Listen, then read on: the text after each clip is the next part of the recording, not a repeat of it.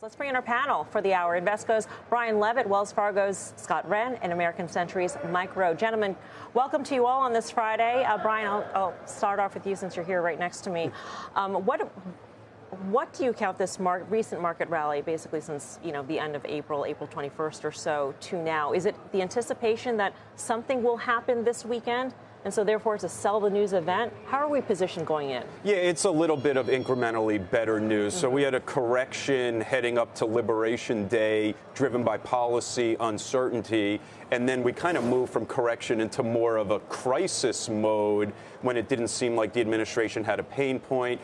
To your point, April 21st, more of a stagflation feel because we're going to fire Jerome Powell. And since then, the market has responded based on incrementally better news, not necessarily clarity, not necessarily tariffs at rates that are supportive for the economy. But we're back at a 10% downturn in markets because we've basically priced out crisis. Now we got to see where we go from here with regards to what policy looks like. What would be, Scott, in your view, incrementally positive for the markets? Is it dialing back the tariffs to 80%? I mean, to Eamon's point, going from 145 to 80 seems like enormous progress. But when it comes down to it, that is still a prohibitive tariff level which to do business.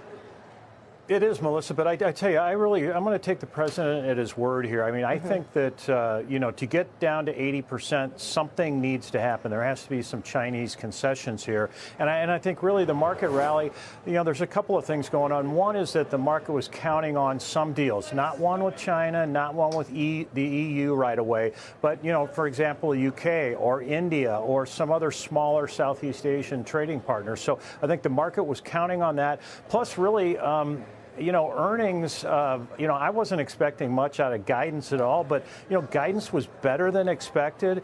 And a lot of companies, they held steady on their guidance and some of them raised. That was a lot better guidance than what I thought because I didn't think you're going to get much value out of it at all. So I think there's a couple of things going on, but certainly the tariffs are the thing leading the charge. And I just don't think you can expect much going on this weekend other than agreeing to talk again, something like that. Okay. Well, that's positive. I'll take that.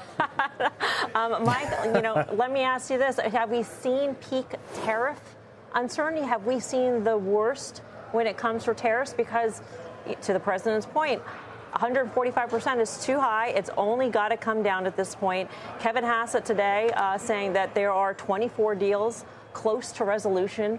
We're at a point now where we are expecting deals to come, and they will probably come in the next few months. Yeah, I think China is definitely the elephant in the room, if you will, and the most important trade partner that we need to have a deal with.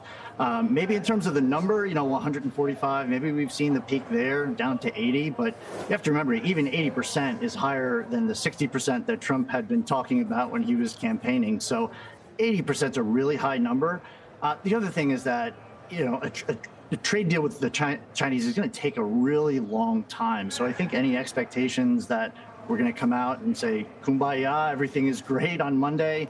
It's pretty unrealistic, and you have to look at the market over the last month. S&P's up well over 11%. Really, I think what's driven the market up is that AI spending has kind of came in much better than feared, and the AI stocks are up. Related stocks are up 40%. Bitcoin's up 40%. Bitcoin-related stocks.